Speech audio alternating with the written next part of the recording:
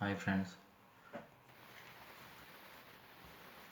आज के टॉपिक में हम पढ़ने जा रहे हैं थ्योरी बेस ऑफ अकाउंट्स।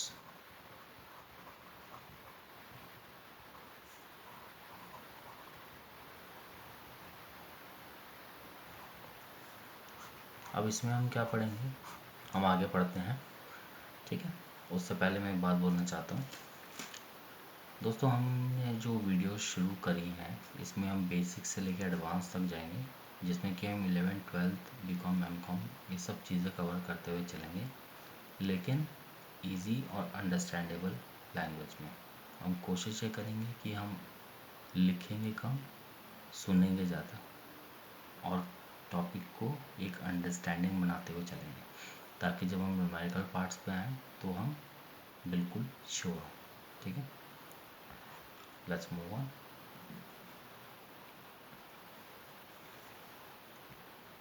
तो दोस्त, थ्योरी बेस ऑफ अकाउंटिंग में हम क्या पढ़ने वाले हैं। एक्चुअली थ्योरी बेस एक तरह से ये टॉपिक ही बता रहे हैं कि बेस ऑफ अकाउंटिंग, कि अकाउंटिंग की जान क्या है, अकाउंटिंग का बेस है, अकाउंटिंग किस चीज़ पे खड़ी हुई है, ठीक है।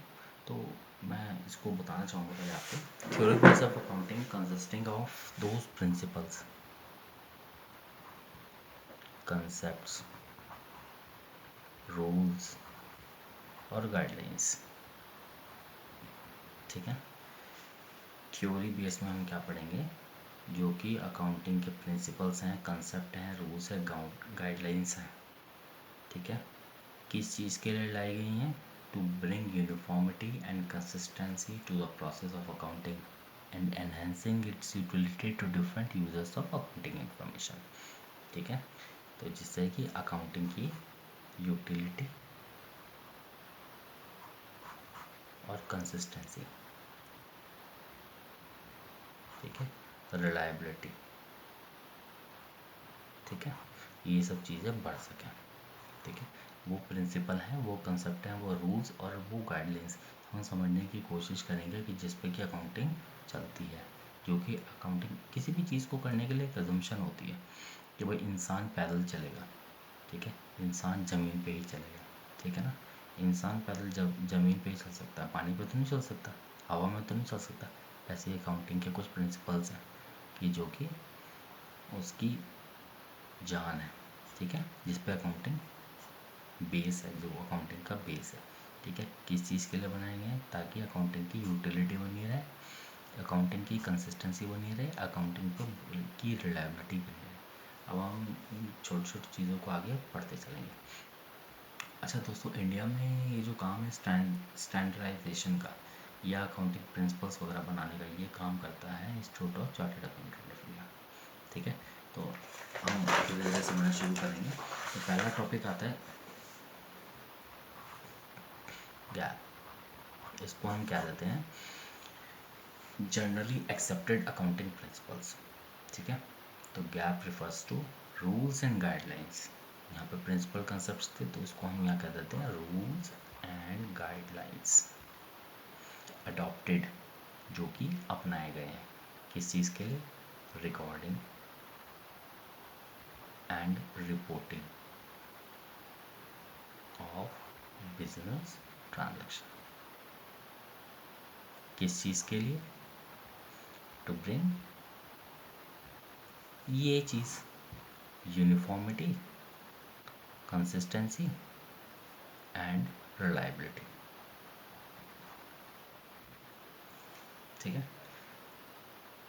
समझे इस बात को। इसका मतलब है, गैप का मतलब है वो रूल्स और गाइडलाइंस या वो प्रिंसिपल्स, ठीक है, सेम वही बात जो कि लाए गए हैं to bring uniformity, consistency and reliability, ठीक है। और किस चीज़ से लाए गए हैं, रिकॉर्डिंग और रिपोर्टिंग हमने इस तरह से करी ट्रांजैक्शन की जिससे कि हमारी यूनिफॉर्मिटी आ सके।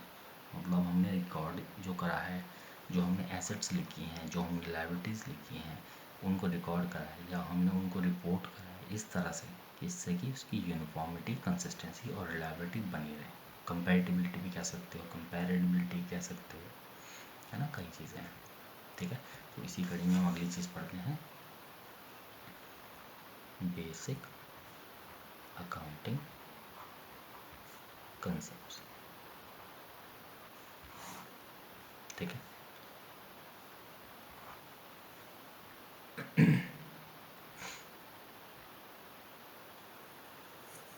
तो बेसिक अकाउंटिंग कंसेप्ट क्या हुआ है, वो भी इससे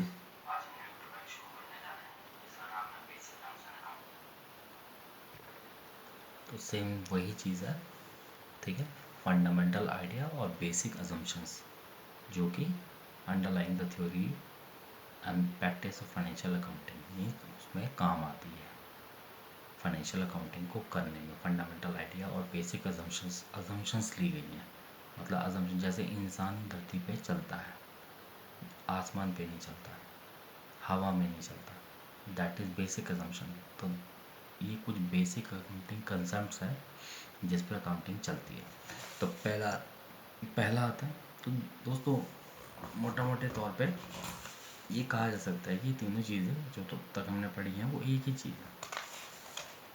ठीक है, तो मेन जो चीज़ आ रही है वो अब आ रही है, जो समझने वाली बातें हैं। तो पहला कंसेप्ट जो आता है बिजनेस एंटिटी कंसेप्ट। दोस्तों बिजनेस एंटिटी कंसेप्ट का मतलब क्या है कि business has a distinct and separate entity from its owner. मतलब बिजनेस अलग चीज़ है, XYZ लिमिटेड अलग चीज़ है, और जो इनके मालिक हैं मिस्टर एक्स वो अलग चीज़ है। ठीक है, ये दोनों अलग चीज़ है। किस चीज़ के लिए, अकाउंटिंग के लिए। ठीक है, जो भी मिस्टर XYZ लिमिटेड के लिए पैसा लाएंगे तो XYZ लिमिटेड उसको क्या दिखाएगी, लायबिलिटी।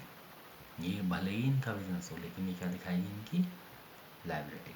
ठीक है, लिमिटेड नहीं लेते फिलहाल। ठीक है ना, ये कंपनी के फॉर्म में आ जाएगा, फिर आपको कई शेयर होल्डर्स के नाम लिखने पड़ेंगे, तो हम इसको प्रोप्राइटरशिप कह देते हैं। XYZ इनकी प्रोप्राइटरशिप वो है, फॉर्म है, प्रोप्राइटरशिप फॉर्म है। ठीक है, तो जो भी ये इसके लिए कैपिटल लेके आएंगे वो क्या होगी, इसके लिए लायबिलिटी होगी XYZ के लिए। तो जो अकाउंटिंग होगी XYZ लिमिटेड के लिए वो एक्स के द्वारा लाए गए पैसे को क्या कहेंगे, लायबिलिटी। सिमिलरली अगर ओनर इसमें से कुछ पैसा निकाल लेता है तो इसको रिडक्शन कहा जाएगा, रिडक्शन इन ओनर्स कैपिटल। तो रिडक्शन इन ओनर्स कैपिटल मतलब ड्राइंग। ठीक है, तो मान लीजिए 1 लाख की मिस्टर XYZ में कैपिटल लेके आ गए, साल के बीच में उन्होंने 10,000 रुपये निकाल लिए, तो कितने बचे, 90,000 कैपिटल उनकी ईयर एंड में बच गए। ठीक है, इस केस में मिस्टर एक्स की जो पर्सनल एसेट्स हैं, पर्सनल लायबिलिटी हैं, भाई इन्होंने किसी श्यामलाल से पैसे लिए होंगे, दिए होंगे, किस चीज़ के लिए, अपने वाइफ के गहने बनाने के लिए, या फिर अपने किसी नीड को पूरा करने के लिए, पर्सनल नीड को। बिजनेस से उसका कोई मतलब नहीं है, बिजनेस को नहीं ला के दिए उन्होंने गहने, या कोई इन्होंने अपने लिए स्कूटर लिया हुआ लेकिन उसका इस्तेमाल वो बिज़नेस के लिए नहीं कर रहे हैं, तो वो सब क्या कहा जाएगा, उनकी पर्सनल एसेट एंड लायबिलिटी की, ना कि बिजनेस की। ठीक है, तो ये मोटे मोटे तौर पे आप समझ लो बिजनेस एंटिटी कंसेप्ट क्या हुआ।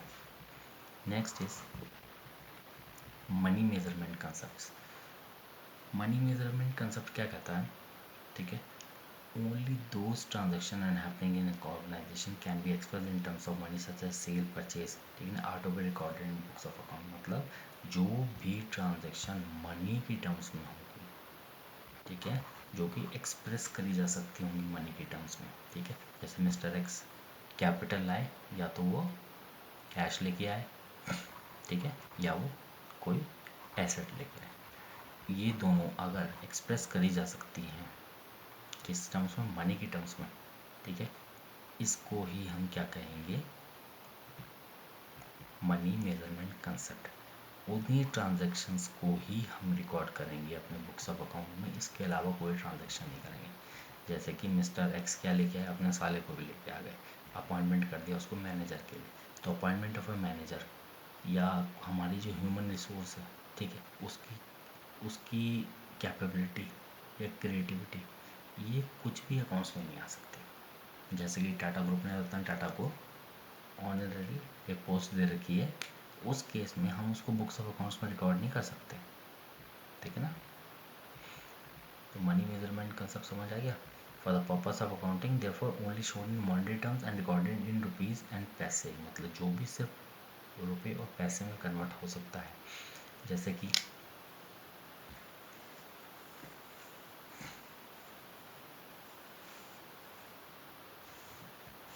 फैक्ट्री 1 करोड़ की, ठीक है, एसेट 2 लाख की, रॉ मटेरियल 3 लाख का, ये सब चीज़ें हम रिकॉर्ड कर सकते हैं, ठीक है ना, किस टर्म्स में, मनी के टर्म्स में, ठीक है। मान लीजिए फैक्ट्री कितनी है, 2 फैक्ट्री है, ठीक है, एसेट कितनी है, 4 है, ठीक है। हम ऐसे नहीं लिखेंगे अमाउंट के कॉलम में कि 2 फैक्ट्री या 4 फैक्ट्री, हम लिखेंगे 2 फैक्ट्री की वैल्यू कितनी है, ठीक है, या 4 एसेट्स की वैल्यू कितनी है मनी टर्म्स में, ठीक है ना। तो कहने का मतलब है ये भले ही हेट्रोजीनियस वैल्यू है, होमोजीनियस नहीं, हेट्रोजीनियस, हेट्रोजीनियस होती है अलग अलग तरह की, हेट्रोजीनियस एसेट्स होने के बावजूद भी हम इसको एक मनी की टर्म्स में इक्विवेलेंट लाने की कोशिश करते हैं। इस चीज़ के लिए the accounting data so that the accounting data does not reflect true and fair view on the enterprise, मतलब other than true and fair view ना दिखा दे। ट्रू एंड फेयर वैल्यू लाने के लिए ही हम एक यूनिफॉर्म प्रैक्टिस फॉलो करते हैं, जो कि सब एसेट्स को मनी टर्म्स में दिखाया जाता है। नेक्स्ट आता है दोस्त गोइंग कंसर्न कंसेप्ट।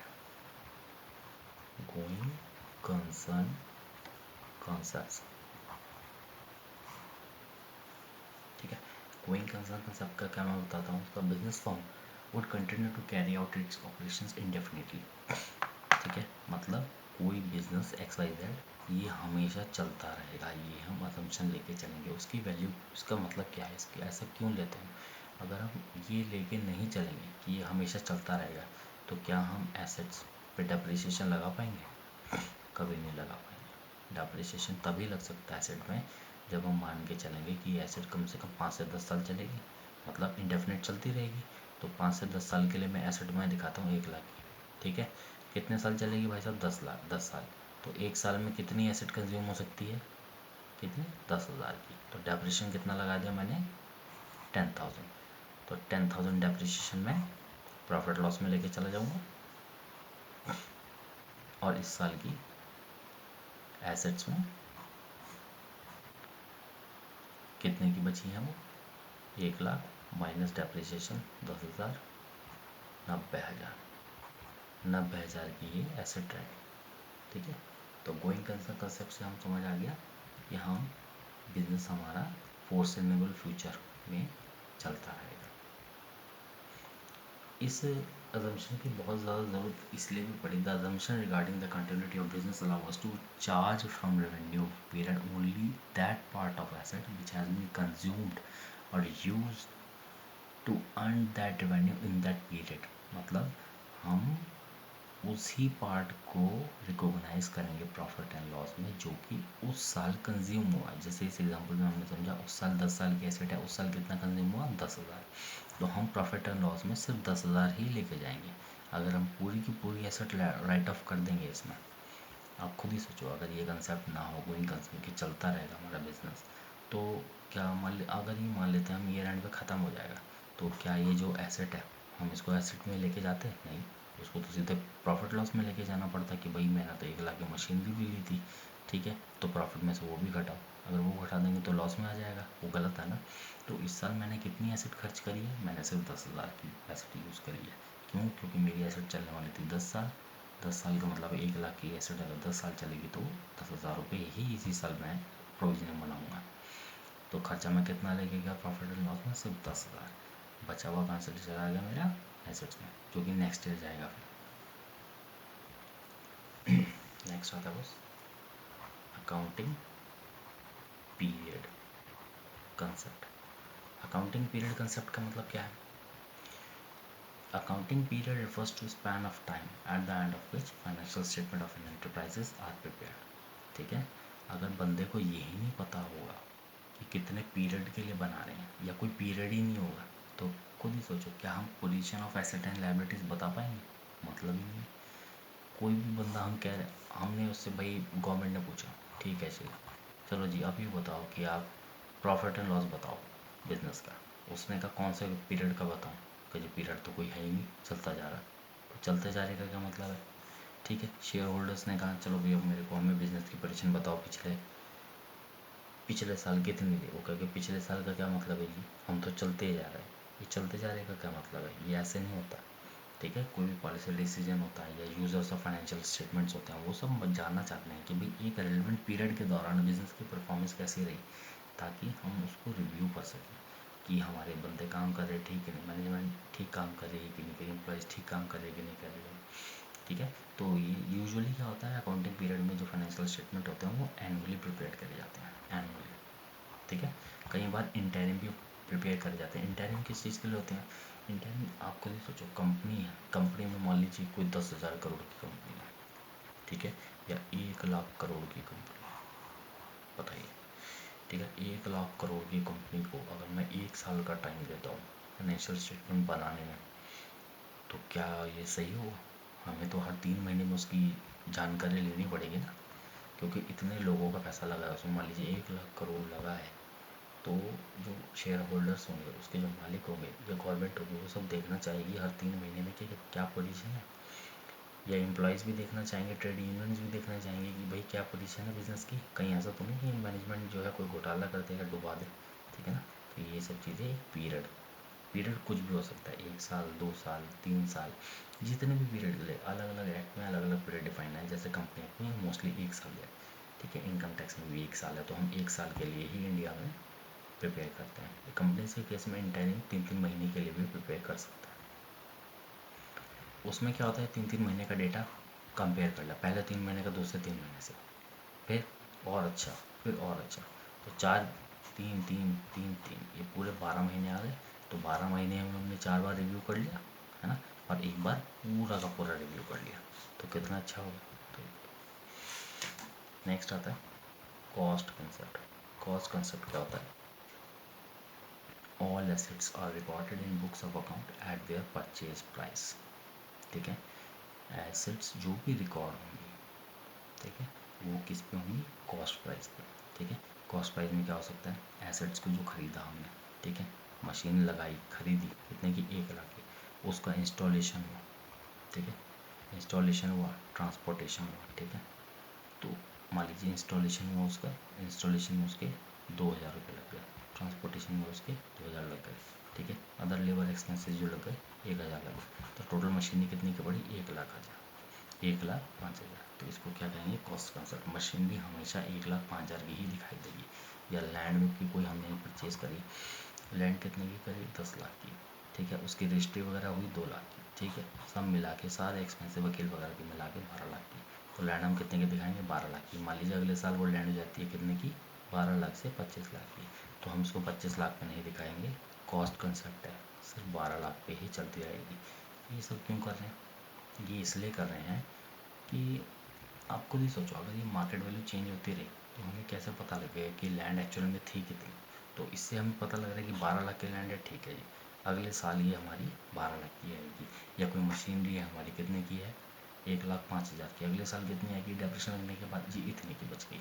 ये तो इसका नुकसान ये है, नुकसान आप मोटा मोटा समझो, इससे हमें बिजनेस की एक्चुअल वैल्यू नहीं पता पड़ती, इससे हिडन प्रॉफिट्स बनाए जा सकते हैं, इससे ट्रू वैल्यू ऑफ बिजनेस, मतलब बिजनेस की असल में कितनी वर्थ है वो नहीं पता लग पाती। लेकिन ये बहुत ज़रूरी है कॉस्ट कंसेप्ट पर लिखना, ताकि हमें पता लग सके, ताकि हम विभिन्न अकाउंटिंग पीरियड्स में अपनी एसेट्स, अपनी लायबिलिटीज, अपने प्रॉफिट्स वगैरह कंपेयर कर सकें। लिमिटेशन जरूर है पर ज़रूरी भी बहुत है। नेक्स्ट आता है ड्यूअल एस्पेक्ट कंसेप्ट। फ्रेंड्स मैं थोड़ा इसलिए तेज चल रहा हूँ ताकि आप ये छोटे छोटे टर्म्स फटाफट रिकॉल कर सकें। ठीक है, ड्यूअल एस्पेक्ट कंसेप्ट जो कि आपको नाम ही बता रहा है कि every transaction has a dual और टू फोल्ड इफेक्ट। ठीक है, सिंपल सी बात है। ठीक है, therefore every transaction has to be recorded in 2 places, at least 2 account will be involved in recording of a transaction। इसका सिंपल सा मीनिंग है 2 accounts will be involved in recording a transaction। जैसे कोई ट्रांजेक्शन हुई, ठीक है, क्या हुई? परचेज ऑफ गुड्स, ठीक है, क्या ट्रांजेक्शन आई? Purchase is debit to cash, cash में हुई, ठीक है ना, तो 2 अकाउंट हो गए, कैश अकाउंट और परचेज अकाउंट, तो 2 अकाउंट लिंक हो गए, तो इसको हम कहते हैं ड्यूअल एस्पेक्ट कंसेप्ट। इसका फ़ायदा क्या है ड्यूअल एस्पेक्ट कंसेप्ट का? इसमें फ्रॉड के चांसेस कम होते हैं। अगर मान लीजिए परचेज या गलती के चांसेस कम होते हैं, परचेज कम हो गई या ज़्यादा हो गई, या कैश कम हो गया या ज़्यादा हो गया, तो एक ना एक चीज़ पकड़ देगी दूसरी चीज़ को, ठीक है ना। इसको हम इस तरह से भी समझ सकते हैं, जैसे कि यहाँ मिस्टर एक्स वाई जेड, ये मिस्टर एक्स वाई जेड के लिए 1 लाख की कैपिटल आए थे, ठीक है ना। और एक इन्होंने क्या करा, बैंक का लोन भी ले लिया, ठीक है, 1 लाख का, ठीक है, बैंक लोन। तो कितने का हो गया, 2 लाख की लायबिलिटी हो गया, ठीक है। एक एंट्री पास करके देखते हैं, इसका मतलब समझ आ रहा है। एंट्री क्या पास हुई, कैपिटल लेके आए, कैपिटल किस में लेके आए, कैश में लेके आए, कैश टू एक्स कैपिटल, ठीक है। तो क्या क्या इम्पैक्ट आया, एसेट लायबिलिटी, कैश कितने से बढ़ गया, 1 लाख से, कैपिटल कितने से बढ़ गई, लायबिलिटी कितने से बढ़ गई, 1 लाख से कैपिटल 1 लाख, ठीक है, क्लियर हो गया। नेक्स्ट एंट्री क्या हुई, बैंक लोन लिया 1 लाख का, तो कैश आ गया, वो भी मान लेते हैं कैश ही है, वैसे तो बैंक लिखेंगे उसको, पर कैश बैंक, ठीक है। टू कौन लायबिलिटी है, बैंक की, टू बैंक्स, बैंक का नाम लिख दिया, ठीक है, या इसको हमने सीसी अकाउंट कह दिया, ठीक है, ये सब चीज़ें 1 लाख, ठीक है।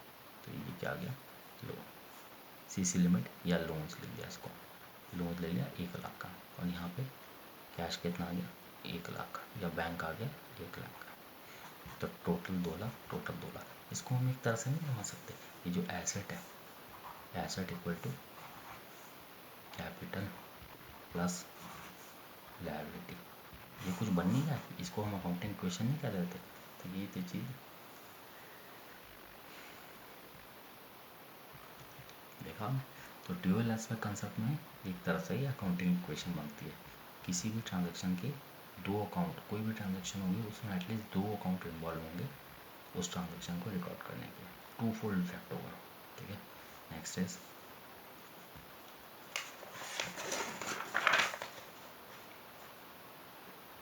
रेवेन्यू रिकॉग्निशन, रेवेन्यू रिकॉग्निशन या रियलाइजेशन भी कह देते हैं, रेवेन्यू रियलाइजेशन कंसेप्ट है, ठीक है। तो इसकी ये कंसेप्ट क्या कहता है, ध्यान से समझना, revenue for a business transaction should be included in accounting records only when it is realized, ठीक है। रेवेन्यू रिकॉग्निशन कंसेप्ट कहता है कि हम इसको तभी रेवेन्यू को रिकॉर्ड करेंगे अकाउंटिंग में जब वो रियलाइज हो जाएगा, ठीक है। अब आप खुद ही सोचो, चलो एक बात और बोलते हैं, इसमें हम बोलते हैं सेकेंडली, एक चीज़ और कहते हैं हम, revenue is assume to be realized, ठीक है। इसमें 2 चीज़ आई है, पहली चीज़ आई है, पहली चीज़ आई है इसमें रेवेन्यू, दूसरी चीज़ आई है इसमें कि रेवेन्यू का रिकॉग्निशन, ठीक है ना। रेवेन्यू आपको पता ही है, रेवेन्यू का मतलब क्या होता है कि जो भी हम गुड्स एंड सर्विसेज बेच रहे हैं या दे रहे हैं, ठीक है, तो उससे जो इनफ्लो होगा पैसे का, तो दैट इज़ रेवेन्यू, ठीक है, ये समझ आएगा रिकॉग्निशन। अब हम इस पैसे की इनफ्लो को रिकॉग्नाइज कब करेंगे, तो पहला तो चीज़ ये है कि जब उससे कैश आ जाएगा, मालूम मिस्टर ए ने मिस्टर बी को माल बेचा, जब ए ने बी को माल बेचा तो और बी ने इसको पैसे दे दिए, कितने, 1 लाख रुपए, ठीक है, 1 लाख का माल बेचा, 1 लाख रुपए दे दिए इसने, तो हम कैश तब रिकॉर्ड करेंगे, या हम तब रिकॉर्ड करेंगे जब ए ने बी को माल बेच दिया, ठीक है। तो हम इसको ये कहते हैं revenue is seen to be या अज्यूम टू बी रिकॉग्नाइज्ड या रियलाइज्ड, ठीक है, at that point of time when goods have been sold और सर्विसेज हैज बीन रेंडर्ड, मतलब जब इसका लीगल राइट बन गया इसके खिलाफ, तो भाई इसका लीगल राइट आ गया किस चीज़ का, इसको सामान बेचा तो इसको पैसा लेने का लीगल राइट आ गया, ठीक है। तो इसीलिए हम क्रेडिट सेल भी, ये भी हमारी रेवेन्यू होती है।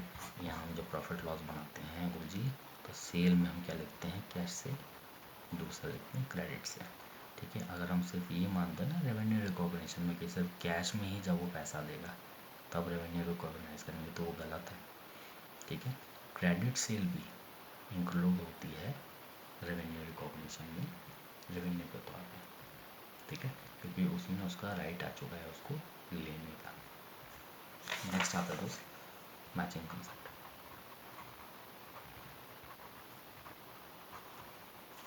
मैचिंग कंसेप्ट कहता है expenses incurred in an accounting period should be matched with revenue during that period. मतलब एक्सपेंसेस जो हुए हैं वो उस पीरियड के रेवेन्यू से भी मैच होना चाहिए। ठीक है, जैसे कि मैंने शुरू में आपको एग्जांपल दिया था, एक्सपेंस जैसे टेलीफोन एक्सपेंस।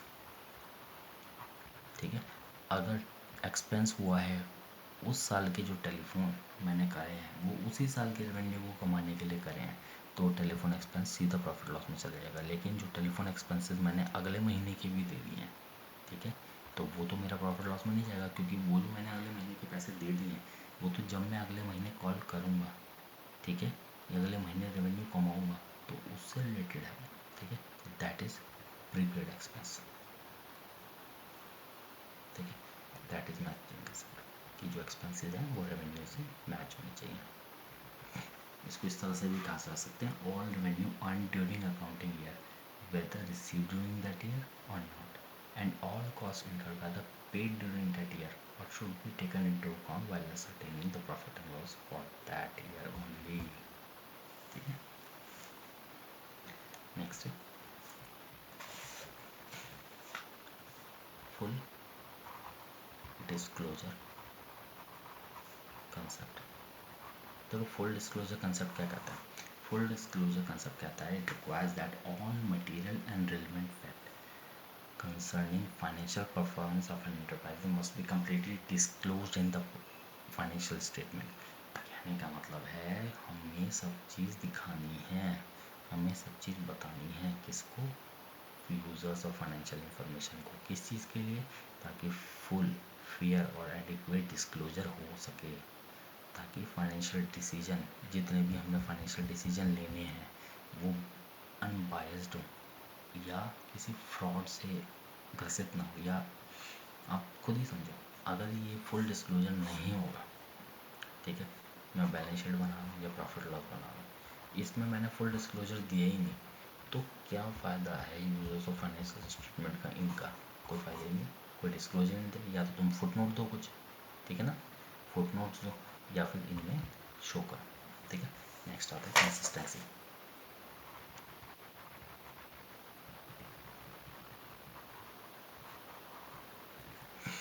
कंसिस्टेंसी क्यों चाहिए? कंसिस्टेंसी कंसेप्ट अपने नाम में खुद ही बता रहे हैं। देखो कंसिस्टेंसी कंसेप्ट पॉसिबल तभी है जब यूनिफॉर्म या हम इंटर, मान लीजिए देखो ए और बी दो फॉर्म है, ठीक है, अब मुझे इनमें कंपैरिजन करना है। ये भी साबुन बनाती है, बेचती है, ये भी साबुन बना के बेचती है, ठीक है। अब मिस्टर ए मिस्टर बी बैठते हैं दोनों, ठीक है, मिस्टर ए मिस्टर बी किसी शादी के फंक्शन में मिलते हैं, वो कहते हैं ढींगे मारते हैं कि यार मैंने तो इतना करोड़ कमाए, वो कहता है नहीं यार मेरे बिजनेस में तो आज इतने करोड़ कमाए, ठीक है। तो ये कैसे पॉसिबल हो? ठीक है, वो इसलिए पॉसिबल हो कि दोनों सेम अकाउंटिंग पॉलिसी फॉलो कर रहे थे। मान लो मिस्टर ए की फर्म तो इंडिया में है, मिस्टर बी की फर्म यूएसए में है, तो क्या वो कंपैरिजन हो सकता है? नहीं हो सकता। क्यों नहीं हो सकता? क्योंकि वहाँ की अकाउंटिंग पॉलिसीज़ अलग है। वो बात अलग है कि अब इंडिया में भी जो अकाउंटिंग स्टैंडर्ड्स आ गए हैं वो IFRS से कन्वर्ज है, ठीक है। तो आज के टाइम में जो इंडिया की फर्म है वो इस तरह की अकाउंटिंग फॉलो कर रही है जो कि यूनिफॉर्म पूरे ऑल ओवर वर्ल्ड करी जा सके, ताकि मिस्टर बी और मिस्टर ए की जो फर्म कंपेयर है वो भी हो सके। मिस्टर ए मिस्टर बी की फर्म में पैसा लगा सके, मिस्टर बी मिस्टर ए की फर्म में पैसा लगा सके, या इन्वेस्टर इन दोनों में बिना सोचे समझे पैसा लगा सके, ताकि क्योंकि उसे पता है कि दोनों सेम अकाउंटिंग पॉलिसी फॉलो कर रहे हैं। नेक्स्ट कंसेप्ट आता है कंजर्वेटिज्म कंसेप्ट। अब ये कंसेप्ट क्या कहता है? इसको हम ना प्रूडेंस कंसेप्ट भी कहते हैं। दोस्तों राइटिंग थोड़ी ख़राब है पर वो सिर्फ इसलिए कि मैं जल्दी जल्दी बता रहा हूँ, ठीक है, बातों को दिमाग में घुसाते रहो, ठीक है। उधार की ज़िंदगी नहीं जीनी, कोई नोट्स वगैरह कुछ नहीं बनेंगे, सिर्फ दिमाग में घुसाना है, ठीक है, ताकि कोई पूछे तो तुरंत आप बता सको, ठीक है ना। इसको प्रूडेंस पॉलिसी भी कह सकते हैं या सेफ प्लेइंग सेफ पॉलिसी भी कह सकते हैं, ठीक है। इसमें क्या कहा जाता है? ये कहता है कि profit should not be recorded until it has been realised but all losses should be record even if it is remotely possible. Simple सी बात है जो मैंने आपको इंग्लिश में कही, मैं हिंदी में आपको दोबारा रिपीट कर देता हूँ। मतलब हमें प्रॉफिट जो है वो हमें तब तक रिकॉर्ड नहीं करने हैं जब तक वो रियलाइज़ ना हो जाए, ठीक है। लेकिन रियलाइज का मतलब समझ गए ना, पिछली बार बताया था, ठीक है। पिछले उसमें कंसेप्ट में बताया था realize until it has been realise.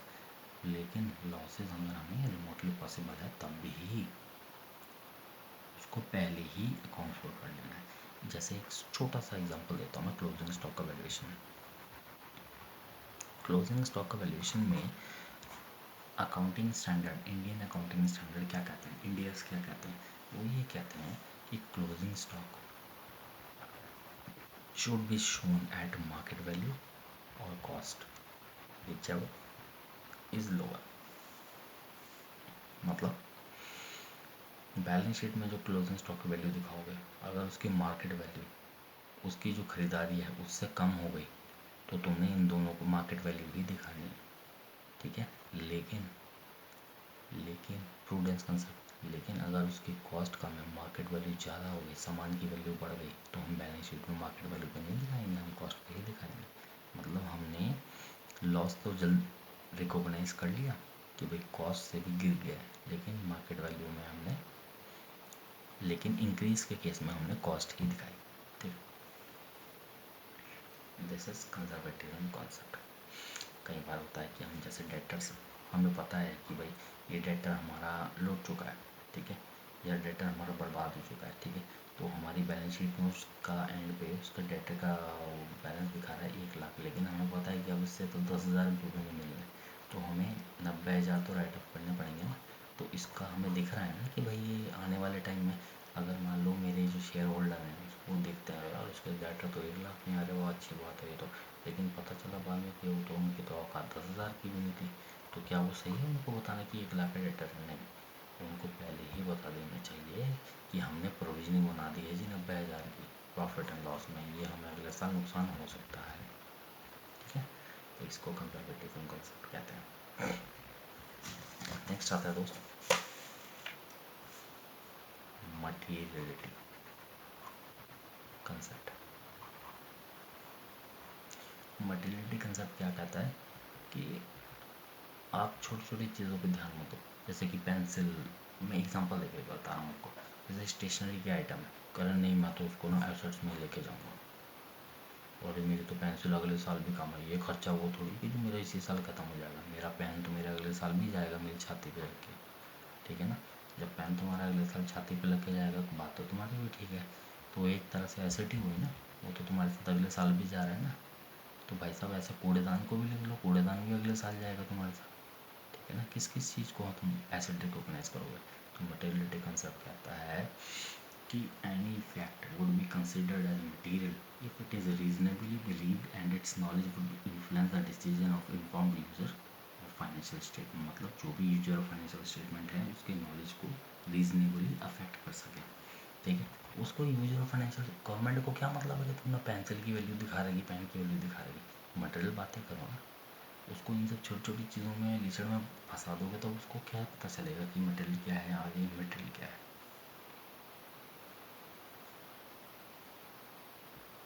सब चीज़ें दोस्त डिसीजन मेकिंग पे है, सब ने डिसीजन लेना है, मैनेजमेंट ने भी डिसीजन लेना है, शेयर होल्डर ने भी डिसीजन लेना है, गवर्नमेंट ने भी डिसीजन लेना है। तो सब चीज़, ये सारे कंसेप्ट जो हैं सब इसलिए हैं ताकि यूनिफॉर्मिटी बनी रहे। वही अकाउंटिंग की पहली डेफिनेशन, अगर आपको याद हो तो आप रेफर कर सकते हो पुरानी वीडियोस। नेक्स्ट है ऑब्जेक्टिविटी। अब ऑब्जेक्टिविटी देखो, ऑब्जेक्टिविटी का मैं लिटिल मीनिंग बताऊं तो ऑब्जेक्टिविटी होता है कि भाई फ्री फ्रॉम बायसनेस, मतलब किसी ऑब्जेक्टिव के साथ जो कि हमारा ऑब्जेक्टिव प्योर हो, मतलब फ्री फ्रॉम बायस हो, ठीक है। और जो फ्री फ्रॉम बायस, ये कैसे पता लगेगा, मतलब वो हमारा जो ट्रांजैक्शन हुई है वो प्रॉपरली डॉक्यूमेंट्स पे वेरीफाई होती हो। मतलब डॉक्यूमेंट्स तो कह रहे हैं कि नहीं जी तुम्हारी सेल हुई है, सारे डॉक्यूमेंट्स मिला कर देंगे, हैं सेल तो हुई तुम्हारी 1 लाख की, लेकिन तुम दिखा रहे हो उसमें सेल 50,000 की, या सेल दिखा रहे हो 2 लाख की। तो ये ऑब्जेक्टिविटी कहाँ रहेगी, अकाउंटेंट की ऑब्जेक्टिविटी कहाँ गई, या मैनेजमेंट की ऑब्जेक्टिविटी कहाँ गई, ठीक है ना। तो ये सब चीज़, ठीक है। अब हिस्टोरिकल कंसेप्ट में भी हमने ये पढ़ा था, हिस्टोरिकल कंसेप्ट में हमने क्या कहा था, या कॉस्ट कंसेप्ट में हमने क्या कहा था कि भाई हम सब चीज़ ट्रांजेक्शन कॉस्ट पे दिखाएंगे, ठीक है। वो भी एक रीज़न था ऑब्जेक्टिविटी कंसेप्ट के लिए। आप खुद ही सोचो, अगर हम हर साल अपने एसेट की वैल्यू बढ़ाते रहें घटाते रहें, ठीक है, नहीं अब तो इतने लाख की होगी इतने लाख की होगी, तो क्या वो ऑब्जेक्टिव रह पाएगा। मैं एमडी कहेगा नहीं जी शेयर होल्डर्स को खुश करने के लिए, नहीं जी, आज तो हमारी जो एसेट है उसकी वैल्यू आज की डेट में एक साल के आगे में 3 करोड़ की हो गई है, शेयर होल्डर खुश, ठीक है। और बुक वैल्यू कितनी थी उसकी, 1 करोड़, ठीक है। अगले साल जाते हैं कि यार हमारी एमडी कहता है कि जी हमारे जो एसेट की वैल्यू है कंपनी की वो तो जी 5 करोड़ की हो गई है, शेयर होल्डर खुश, क्योंकि एसेट की वैल्यू तो 1 करोड़ थी, ठीक है। अब ये क्या हुआ, करते करते खुश करते करते एक दिन पता चला कि उसकी तो वैल्यू 10 लाख की भी नहीं बची, समझे, तो ऑब्जेक्टिविटी घुस गई। तो एक तरह से कॉस्ट कंसेप्ट जो है ऑब्जेक्टिविटी कंसेप्ट के साथ भी पढ़ा जा सकता है। तो ऑब्जेक्टिविटी का मतलब क्या है, जो कि सपोर्टिंग वेरिफिकेबल डॉक्यूमेंट और वाउचर के हिसाब से है, वो ही वो ही चीज़ फाइनेंशियल स्टेटमेंट्स में इंक्लूड होगी, ठीक है। तो ये कंसेप्ट वगैरह सब समझ गए दोस्तों, मिलते हैं नेक्स्ट वीडियो में।